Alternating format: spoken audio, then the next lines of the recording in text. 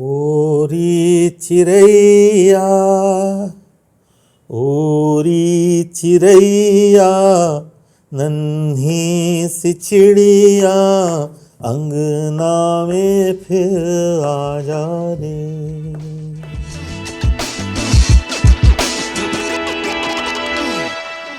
कोई एस्पिरेशन नहीं थी, कोई मन नहीं था कि मैं कोई फिल्म में गीतकार बनूंगा। मैं गीत लिख भी पाऊंगा प्रोफेशनली, ये नहीं मुझे पता। एक आध गाना आ गया लेकिन ऐसे एक मिसरा लिख दिया हाँ तो और गा दिया। रोज कोई बोलेगा कि नया गाना लिखो तो कैसे लिखूंगा, वो तो नहीं था। मैं पैदाइश इंदौर, अच्छा,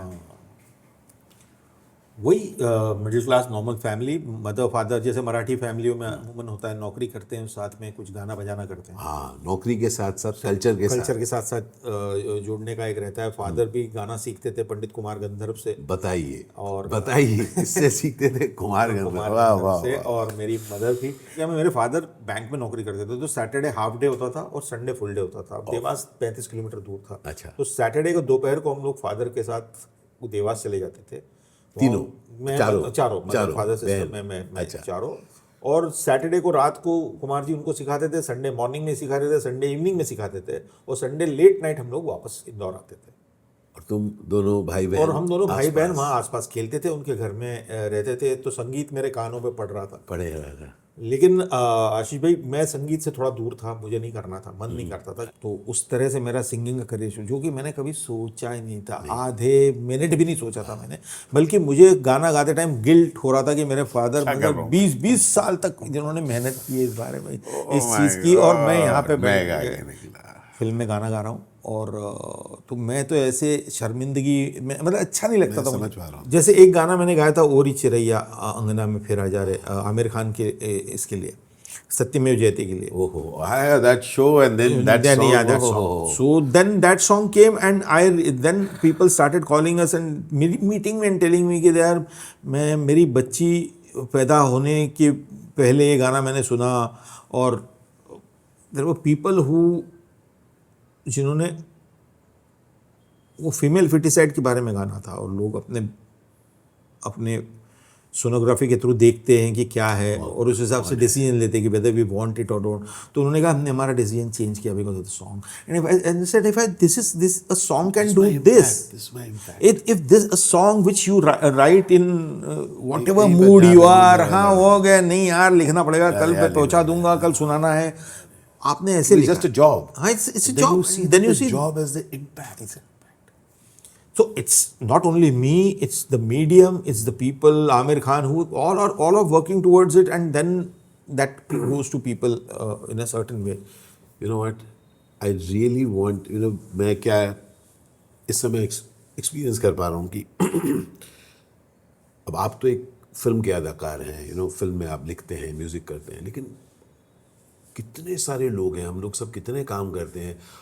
और मैं जब अपने मोटिवेशनल टॉक्स देने जाता हूँ, मैं लोगों से बोलता हूँ कि आप शायद एक बैंक में काम करते हैं, चाहे एक बिजनेस के साथ आप जुड़े हैं, आपका हर एक सिग्नेचर किसी की ज़िंदगी बदल रहा है। बिल्कुल। वो जो आप that work that you are doing, you are not even aware कि किसी की ज़िंदगी में क्या क्या फ़र्क ला रहा है। How did the world change for you? Recognition, money, everything started coming in, and it's beautiful. It's still beautiful. It's still beautiful. I get so much love because of music, and the thing I never wanted to do. And then एक समय आया कि जब मुझे ये समझ में आया कि what you do is it uplifts people. आपको ये ताकत दी है किसी ने, जिस भी टैलेंट ने दी है, ईश्वर कह लो उसको, या कोई जो भी चीज़ है जिसने आपको आपके पास में ये ताकत दी है कि इसकी वजह से लोगों को अच्छा लगता है। वाह, isn't that amazing? So how can I deny it? And that's my journey of getting that denial to acceptance. मैंने कहा ये मुझे करने को मिल रहा है, और मेरे फादर मदर को नहीं मिला, या जो भी रीज़न रहा होगा, उनके ज़रिए आपको मिला, उनके ज़रिए मुझे मिला। उनकी तपस्या की वजह से मेरे पास वो चीज़ इतनी आसानी से आ गई, just came to me. How did you deal with adulation? क्योंकि देखिए, एक टाइम होता है जब कहीं ना कहीं आप इस दुनिया में हो और आपके आसपास के लोगों को जाना जा रहा है, सराहा जा रहा है, और उसके सडनली अब आपको जाना जा रहा है। क्या हुआ? तो मेरे साथ एग्जैक्टली ये हुआ था। पहले हम जो जिस मिडिल क्लास में, जैसे आपने कहा कि मुझे भी पहले बहुत बुरा और गिल्ट लगता था कि ये मैं उतना नहीं हूँ, मैंने वो नहीं किया है जो इन लोगों ने किया। मैंने उतना तो काम ही नहीं किया है। और मुझे एक और चीज़ लगती थी कि मैं म्यूज़िक की दुनिया में मैं बैकडोर एंट्री था। लोग लाइनों कतारों में खड़े थे, कई लोग कितने सालों से मेहनत कर रहे, गाने सुना रहे, गाने गुनगुना रहे, ये कर रहे, वो कर रहे। मैंने 5 गाने गा दिए थे। मैं स्टूडियोज़ में सारे म्यूज़िक कंपोजर्स से पहली बार काम के सिलसिले में मिला। उससे पहले मैं कभी प्रीतम से नहीं मिला था, उसके पहले मैं कभी किसी और शंकर एहसान लॉय से किसी से भी नहीं मिला था। सडनली मेरा काम शुरू हुआ और मैं काम, तो मेरे लिए मुझे ऐसा लगता था कि मैं बहुत ही ईजी मिल गया मुझे। मैं बहुत Am I worth it? Am I worth it? Yeah. And I used to feel bad that people are doing so much. Others are doing so much. They are given lives for that. And then मुझे life की उस बात पे कभी बहुत अचरज भी होता था कि कितनी अनफेयर हो सकती है लाइफ किसी के लिए। किसी को लग सकती है कितनी अनफेयर है लाइफ।